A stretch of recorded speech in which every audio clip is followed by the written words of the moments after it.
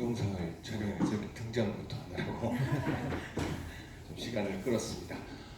원래 여기를 하면은 새란 무엇인가 해가지고 새에 대해서 기초를 얘기하는데 어제 제가 문의를 해보니까 오신 분이 또 오셨다고 그러시더라고요. 그래서 같은 얘기 제가 리바이벌을 잘 안 하니까 전에 했던 얘기는 제가 유튜브에 다 올려놨습니다. 그냥 그거 보시면 되고 그냥 시간 되는 대로 새에 대한 얘기를 쭉 해드리겠습니다.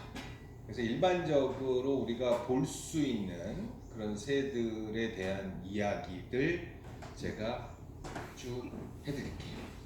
비둘기는 평화의 상징으로 우리가 보는 이 비둘기 있죠.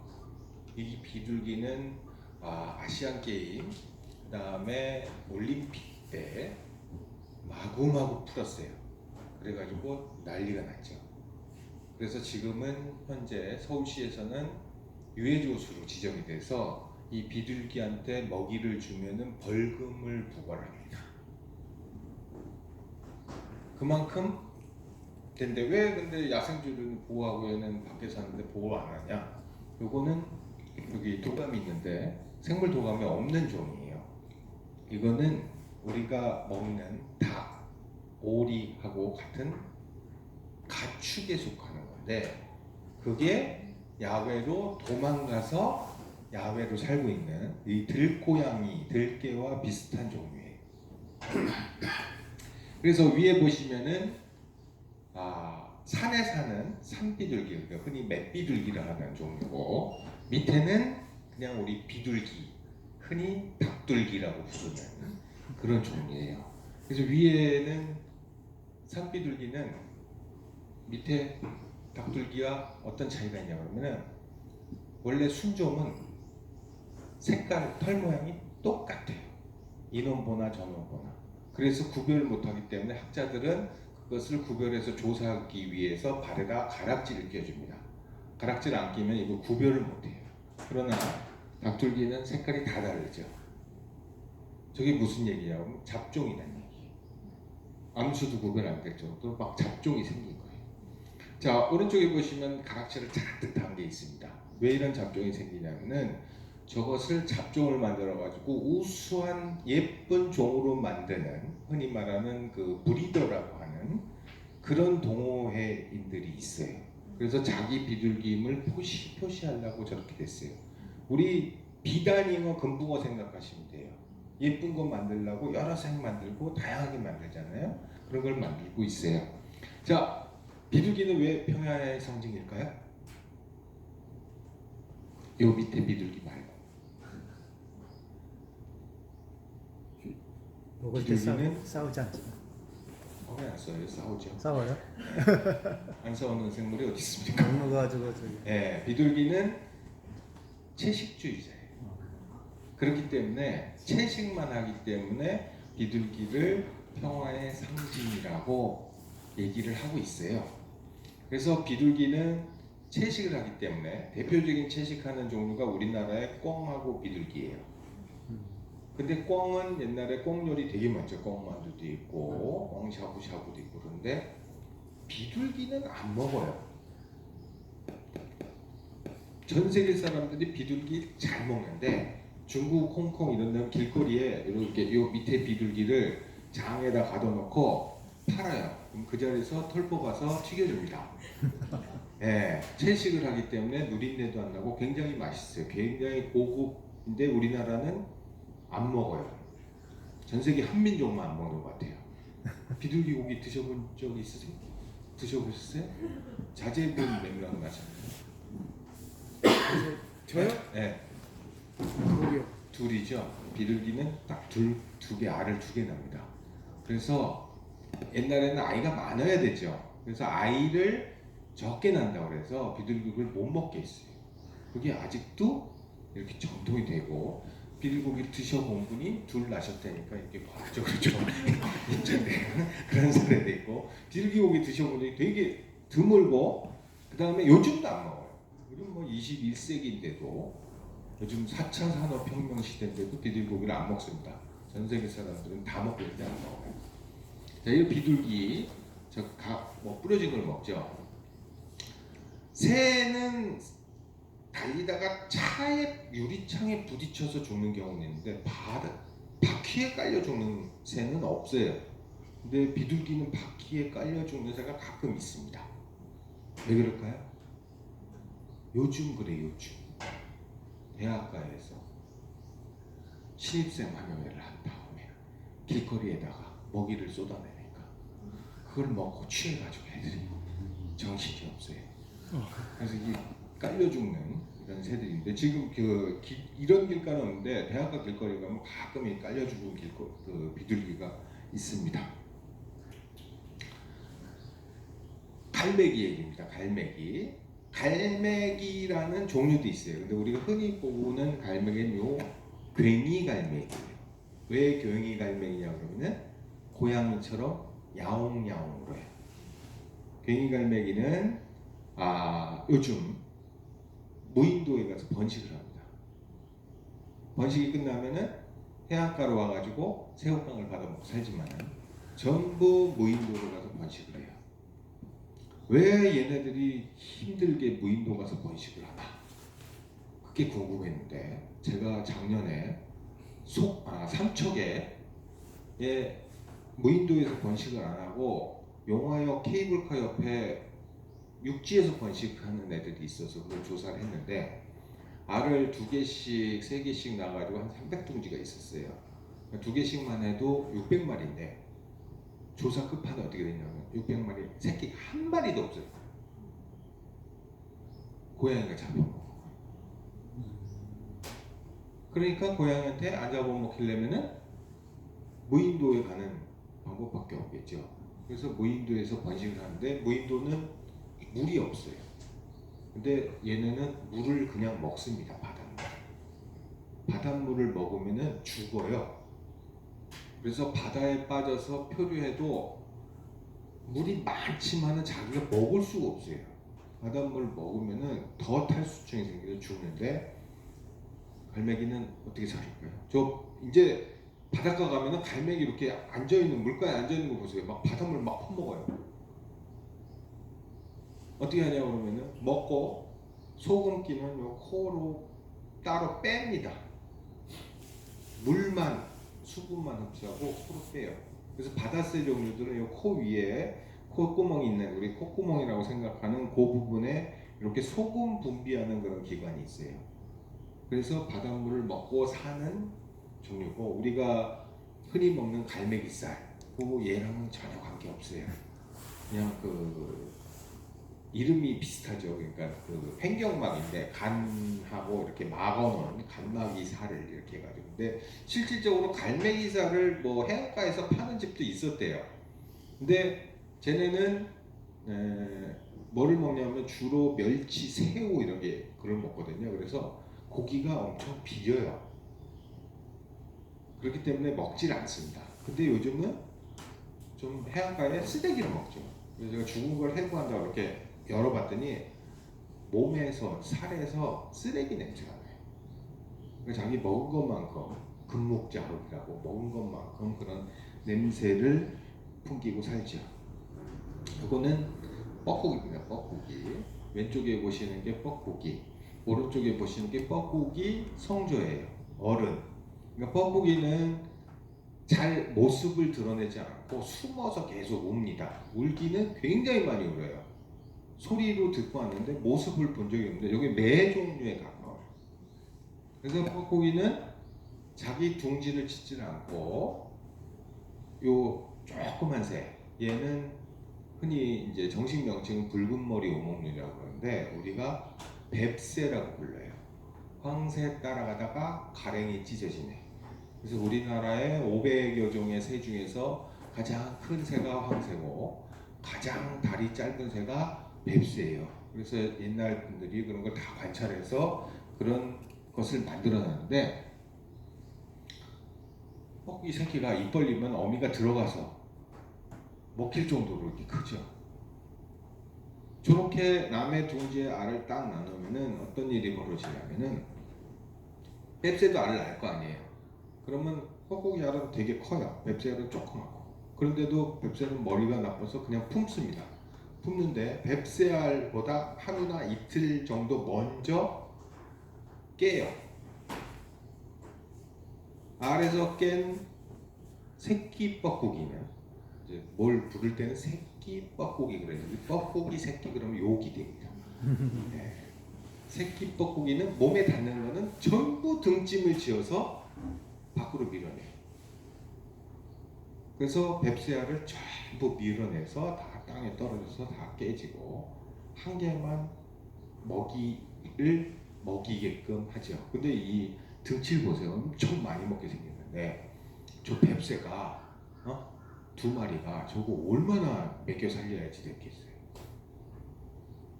근데 신기하게 저 뱁새 종류들은 부부 두 마리가 새끼를 기르는 게 아니고 작년에 낳았던 자기 이름 말하면 사촌 형제들 있죠. 그 한 12마리가 모여서 공동 육아를 해요. 그러니까 걔네는 첫 해는 자기가 직접 번식을 못하지만은 먹이고 살리고 새끼 기르는 육아를 엄마랑 같이 하면서 배우는 거죠. 그 뒤에 하고. 그래서 그런 특성을 알기 때문에 잘 먹고 잘 삽니다. 그런데 새들이 이상하게 한번 오리 같은 경우는 사람을 봐도 평생 엄마로 쫓아다니는데 얘네들은 그렇게 먹여서 길렀는데 옆에서 뻐꾸기 따라서 갑니다. 왜? 알 깨기 전서부터 계속 울어요. 자기가 엄마다 하고. 그래서 뻐꾸기 하루 종일 우는 일은 요 새끼에게 각인을 시키기 위해서 자기 엄마라고 알리기 위해서 하고, 이게 어느 정도 날면은 항상 듣던 뻐꾸기 소리를 듣고 따라가요. 뻐꾸기는 여름철새죠. 저쪽에 태국 미얀마 그런 데서 날라왔다가 다시 날아가는 그런 새죠. 자, 이 자기 둥지를 안 짓고 탐남. 참 인간으로 보면 굉장히 나쁜 짓이에요. 그렇죠? 근데 이런 것들이 이 뻐꾸기만 그러는 게 아니고 곤충 같은 경우는 그런 경우가 있고, 그래서 모든 생물에서 다 일어나는 그런 현상이에요. 이거는 꿩이에요, 꿩. 이거는 이제 한국꿩인데 한국꿩의 특징은 목에 하얀 띠가 있어요. 가끔 동화책에 보시면은 사진 인터넷에 찾아다가 잘못 붙인 경우가 있는데 일본 꿩은 여기 없습니다. 일본 꿩 사진이 간혹 붙어 있는 그런 경우가 있어요. 그리고 생기기는 비슷하게 똑같이 생겼어요. 이게 목에 탯줄이 있냐 없냐, 이게 흰 줄이 있냐 없냐의 차이에서 하는데, 저 낙엽을 보시면은 굉장히 일찍 번식한다는 걸 알 수 있죠. 철새들은 언제 번식하냐면 요즘 그러니까 텃새들은 요즘 번식해요. 그리고 까치 설날이라는 것은 까치는 설날 때쯤 번식기예요. 구정 때쯤. 그러니까 지금 번식하죠. 지금 번식해가지고 한 5월 정도까지 번식을 마무리를 짓습니다. 그러면 어떤 일이 벌어지냐면은 여름철 새들이 날라와서 번식을 시작을 해요. 만약 텃새랑 여름철 새랑 같은 시기에 번식하면 먹을 게 딸리고 장소가 딸려서 안 돼요. 그렇기 때문에 그것을 시간적으로 나누는 거죠. 자, 요맘때 번식하면은 또 무슨 일이 벌어지냐? 우리 한식이라는 게 있죠. 4월 5일경에 한식이라는데, 한식날은 왜 한식이냐? 산불이 너무 많이 나서 불 떼지 말고 차가운 음식 먹어라. 바짝 말라져 있잖아요. 그래서 한식인데 한식 때쯤 알을 이렇게 낳아요. 그러면 그때 한식 때는 또 보릿고기죠. 먹을 게 없어요. 나 소나무라도 찢어 먹으려고 이렇게 줄기라도 찢어 먹으러 산에 올라가면은 불이 나는 자리에 이 통닭이 한 마리 딱 구워져 있는 거예요. 얼마나 반갑겠습니까? 기름 냄새 처음 맡아요. 그래서 우와, 이게 웬 통닭이냐고 딱 주워 보면은 밑에 삶은 달걀이 한 20개가 있는 거예요. 그래서 이 꼭 먹고 닭 먹고라는 얘기가 나오는 거예요. 그래서 이게 기우랑 산불이랑 한식이랑 해가지고 다 돼 있고, 꿩은 오리 종류인데 이게 닭 종류죠. 근데 닭, 오리, 꿩 요거는 거의 한 20개 낳습니다. 알을.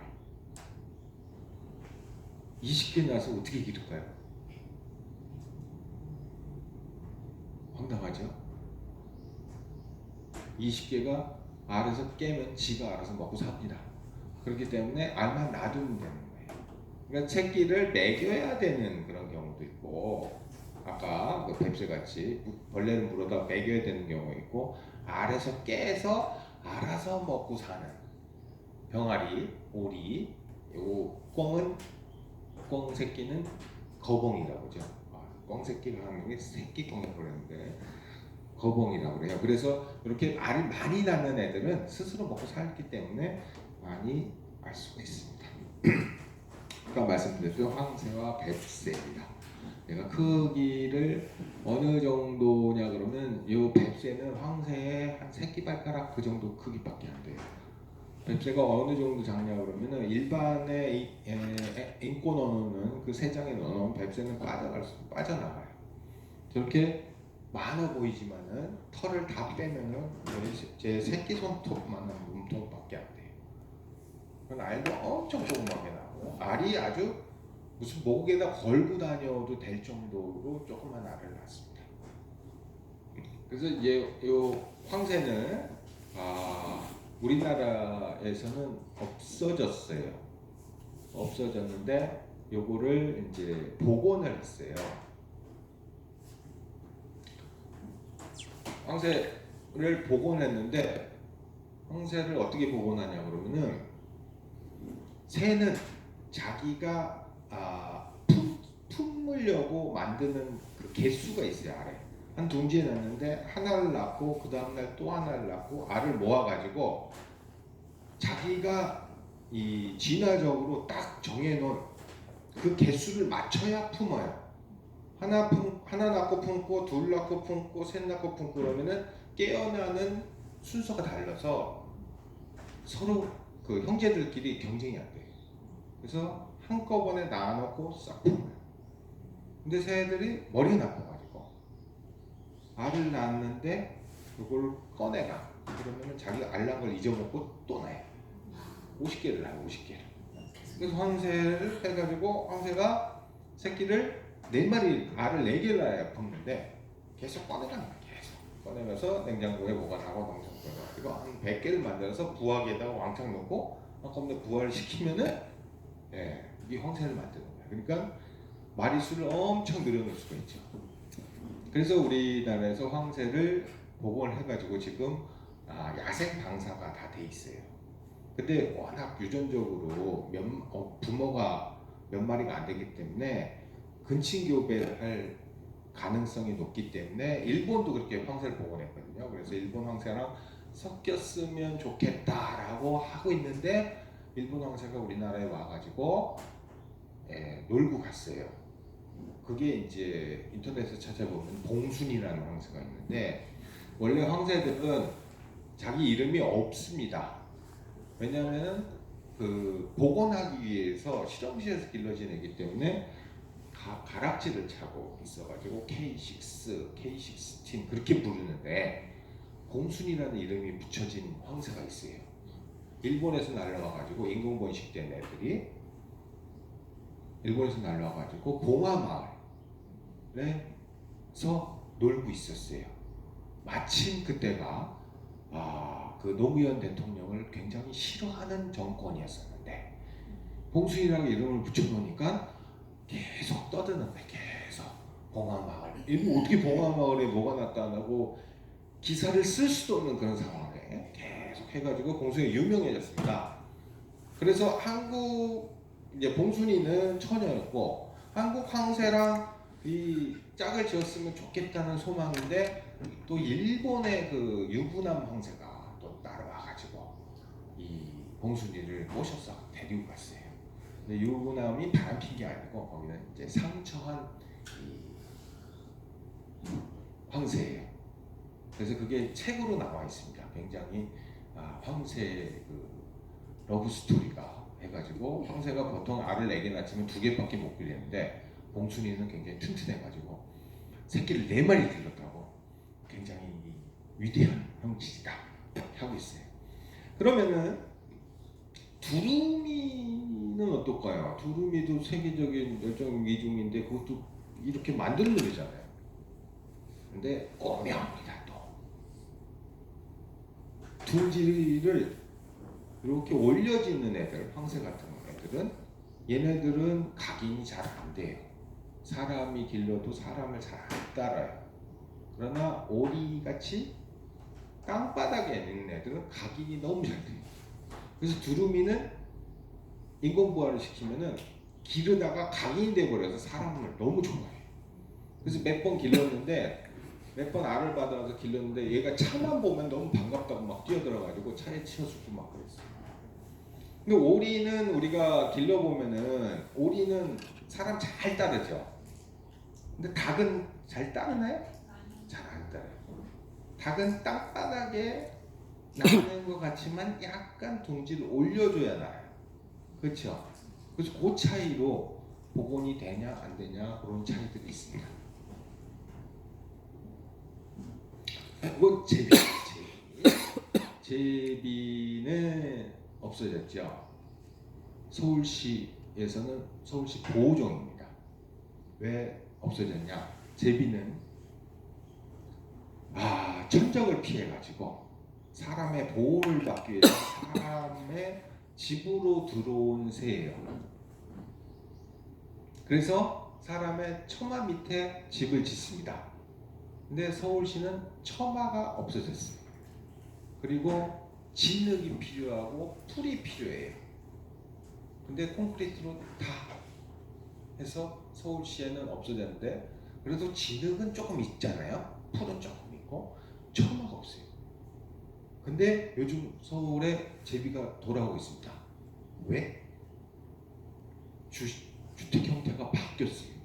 1층을 주차장으로 만든 필로피인가? 네. 그걸 만드니까 거기 있는 둥지를 틀어요. 그래서 제비가 다시 돌아오고 있어요. 그래서 이 제비를 구경하시면 이거 되게 재밌습니다. 그래서 요즘은 서울에선 제비를 볼 수 없고 책에서 학교 선생님들이 아주 미치겠다고 그래요. 흥부와 놀부를 가르치는데 애들이 제비를 본 적이 없어가지고 이해를 잘 못 시키는 그런 경향이 있기 때문에 제비 투어를 많이 합니다. 제비가 이렇게 집이 두 종류가 있는데 이렇게 길쭉하게 굴처럼 생긴 집이 있어요. 이거는 귀제비라는 다른 종류입니다. 그래서 이런 두 종류가 있다는 거고 제비가 집을 짓는 거를 연구를 해보니까 마을에가 있는 마을에 큰 대로가 있죠. 대로에다 80% 짓습니다. 그 다음에 그 뒷골목에 20%를 짓고 골목 3개가 지나가면 안 지어요. 그만큼 사람이 필요하다는 얘기죠. 그리고 노인네가 있는 집을 제일 선호합니다. 왜냐하면은 움직임이 없으면서 뱀 같은 건 잘 잡아줘요. 쥐 같은 건 잘 잡아줘요. 젊은 사람들은 낮에 비워가지고 이게 사람 있으나 마나 하는 그런 거예요. 그래서 노인분들이 많이 가시는. 그래서 시장에 가도 할머니 제일 많은 곳이 어딜까요? 시장에 가면 기름집. 그 기름집에 제일 많이 짓고, 그 다음에 옛날 식당 이런 데 많이 짓고, 요즘은 미용실도 많이 짓어요. 할머니 많이 가시는. 할머니를 좋아하는 그 제비의 특성이 있고, 어떤 집을 조사를 해보니까 같은 제비가 집에 16년 동안 왔다 갔다 하는 경우가 있어요. 그 새들은 생각보다 이 수명이 되게 깁니다. 다른 생물들도 마찬가지예요. 사람은 막 이 정도 됐으면 우리가 병원도 다니고 뭐 그러니까 한 80년 100세 산다 그러고, 근데 못 사는 동네 가면은 몽골 같은 데도 평균 수명이 40살밖에 안 돼요. 아프리카 뭐 30살밖에 안 되는데 개구리 같은 게 한 30년 살아요. 닭이 한 20년 살고. 그래서 인간도 어떻게 자연 수명이 한 200년 넘을 거라 하는 것들이 이런 생물의 삶에서 나오는 추측이죠. 이 한글의 부수함입니다. 부엉이와 올빼미는 이렇게 구별합니다. 부엉이는 귀에 귀가 있어요. 귀가. 요거는 귀가 아니고 귀 모양의 깃털, 이각이라고 하는 그런 부분이 있어서 그렇게 생긴 거는 부엉이 자를 붙여놓고 이각이 없는 동그랗게 생긴 거는 올빼미라고 이렇게 붙여놨어요.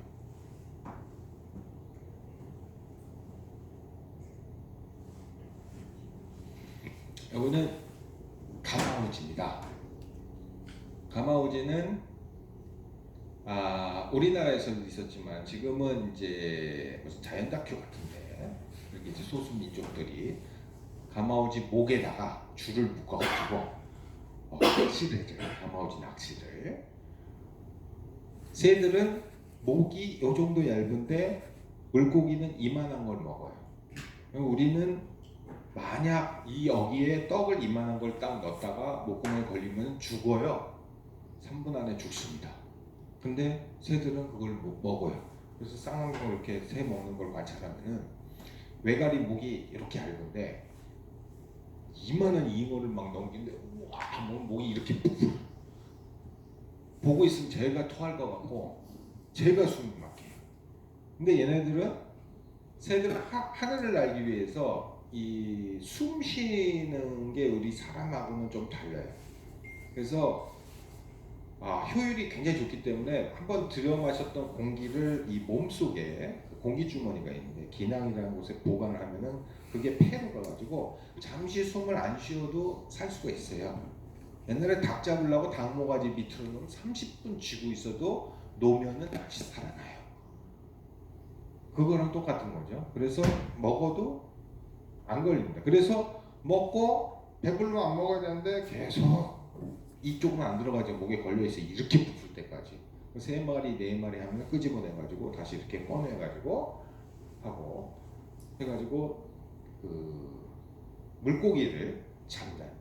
물고기를 얼마나 잘 잡냐면 오른쪽에 보시면 부리가 끝에가 낚싯바늘 낚시가 있어요.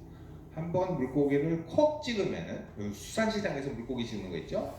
그걸로 콕 찍으면은 절대 안 빠지게 그렇게 돼 있습니다. 근데 그렇게 손으로 이렇게 해서 벌려놓으면은 콕 찍은 게 빠지니까 물고기는 미끌미끌하죠. 그래서 그대로 이렇게 가오게 돼 있어요. 그래서 물고기 사냥하기 되게 좋은.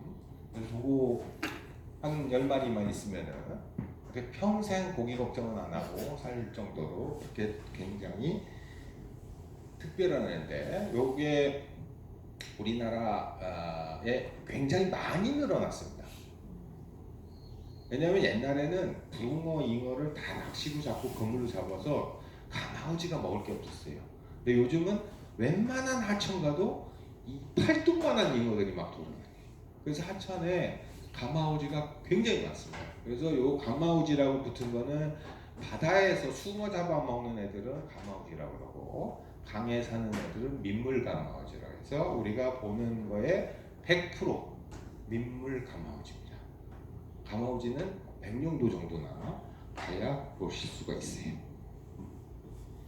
이거는 이제 흔히 인터넷에 찾아봐도 뭔 소리를 하는지 모르는 백로, 백조, 학, 요 3종 세트. 예. 백로는 왼쪽 위에 있는 게 백로고, 그 다음에 백조는 그 옆에 있는 백조, 그 다음에 학이 있어요. 그러니까 백로, 백조, 학인데 백로는 하얀색 백자에다가 흰 백자에다가 로자가 백로 로자예요. 그러니까 이렇게 온몸이 하얀 애들을 로라고 그러고 저거를 백로라고 그러고 저기에 누르스름한 건 황로라고 그러고 제주도 가면 까만 애도 있어요. 그거는 흑로라고 그래요. 그래서 얘네들은 나무에 집단 번식을 합니다. 그래서 마을 뒤에 산에 백로가 번식을 하면은 얘네는 물고기를 먹어요. 그렇기 때문에 똥 냄새가 굉장히 비린내가 납니다. 둥지 밖으로 다 싸요. 나무 죽을 정도로. 왜? 뱀 오지 말라고. 자기 공격 무기예요.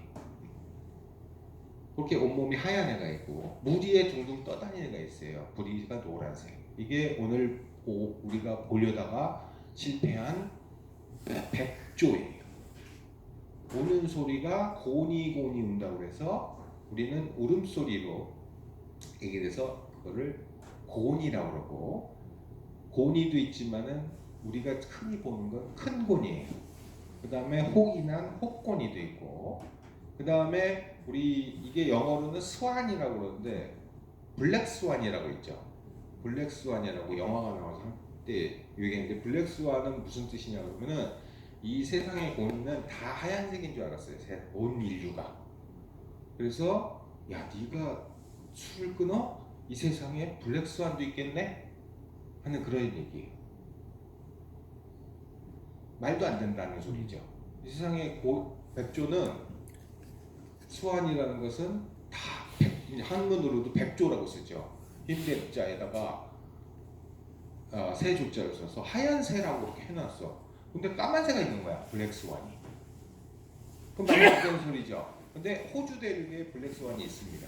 그래서 그걸 발견해가지고 이제 블랙 스완은 원래는 말도 안 되는 얘기였는데 했습니다. 그래서 백조라고 한문을 써서 중국, 일본에 썼는데 어떻게 하냐요? 그 까만 새가 나타나서 저거 어떻게 붙이나요? 또 흑백조라고 붙이면 좀 이상하잖아요.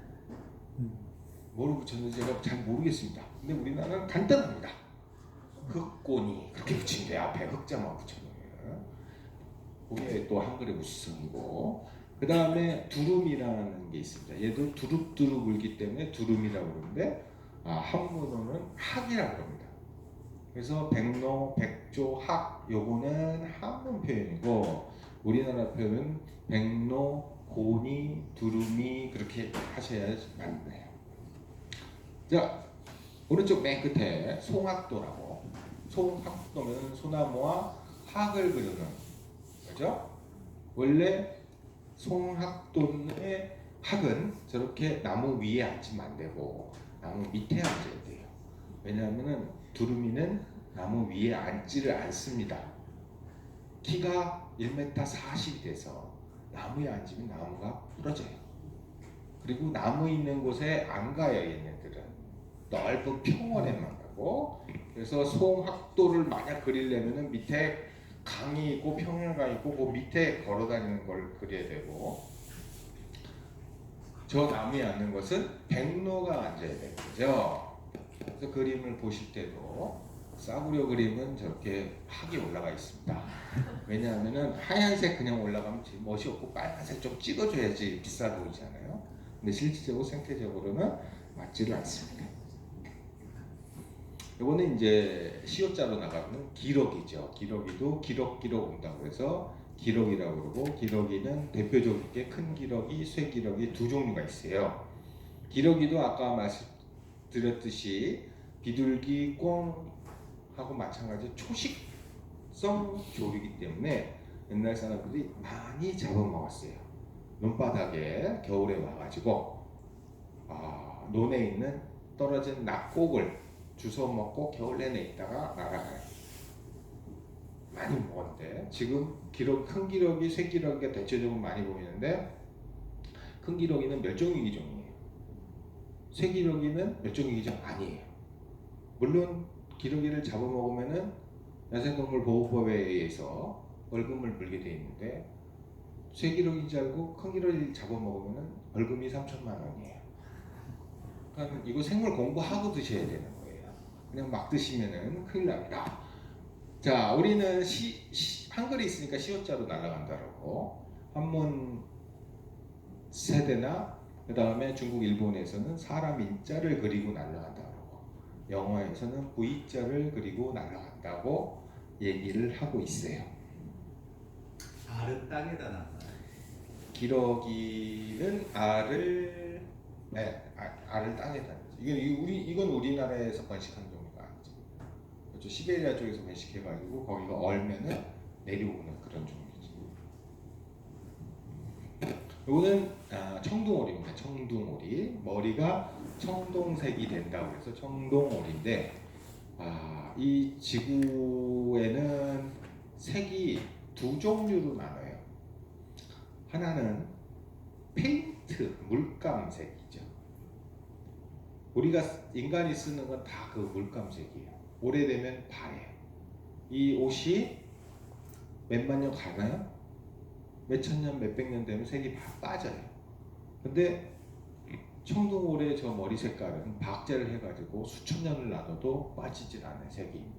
왜? 저거는 무지개가 만드는 그런 색이에요. 간섭색이라고 해가지고 빛이 들어와가지고 그 산란을 시켜가지고 그 색깔을 만들어요. 그래서 생물의 색깔은 물이 빠지는 색이 없어요. 그래서 비단벌레 장식품이 어디 무덤에서 나오는데 신라시대 건데, 신라시대 때 비단벌레 곤충의 껍질에 있는 색이 아직도 그대로 살아있어요. 그래서 이거 두 종류가 있습니다. 그러니까 그 이제 화학적으로 만드는 색들은 다 빠지고 색깔이, 그다음 물리적인 현상에 의해서 만드는 색들은 빠지지 않죠. 청둥오리는 우리 집오리의 조상입니다. 그래서 오리 파는 데 가면 이렇게 머리가 파란 애를 보고 청둥오리라고 해가지고 야생 청둥오리까지 써놓은 사람도 있어요.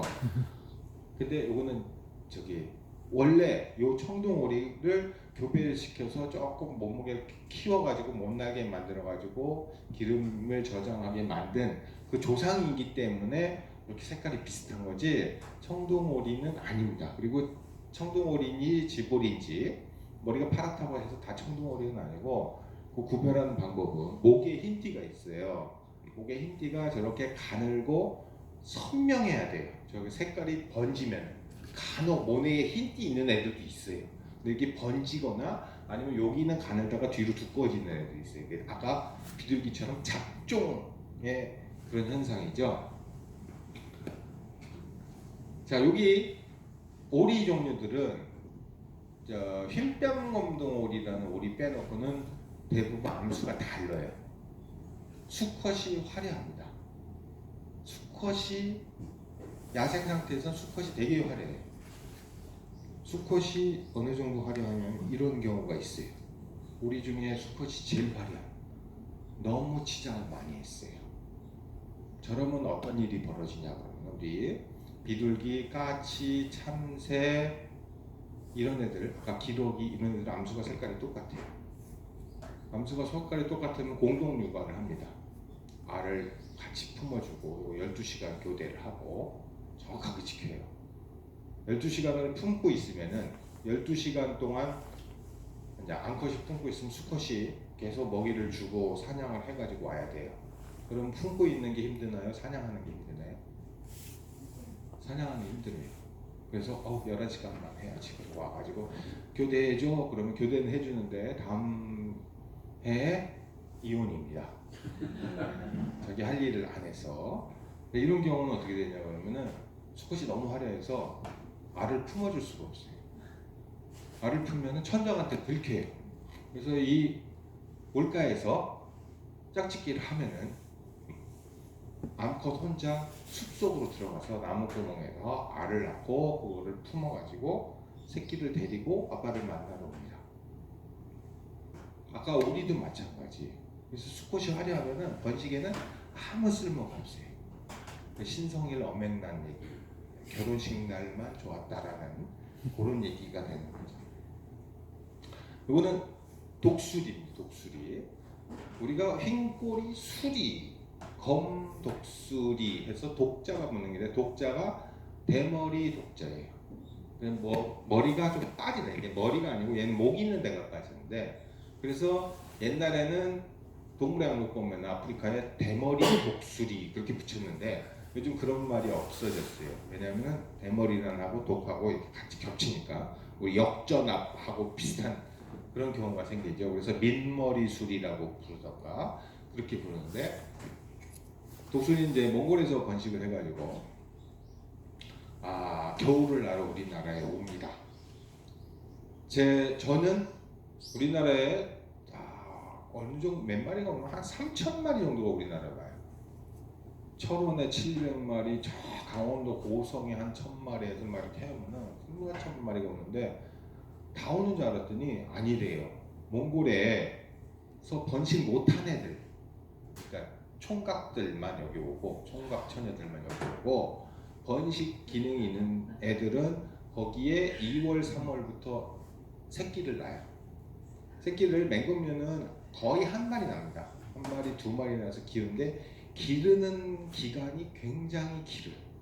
요만한 병아리 나가지고 3m짜리 독수리를 만들려면 몇 달을 길러야 돼요. 그래서 3월 달에 나서 보통 새들은 한 달 정도 가면 기르면 엄미같이 되는데 얘네들은 6월 말까지 길러요. 눈 올 때부터 겨울까지.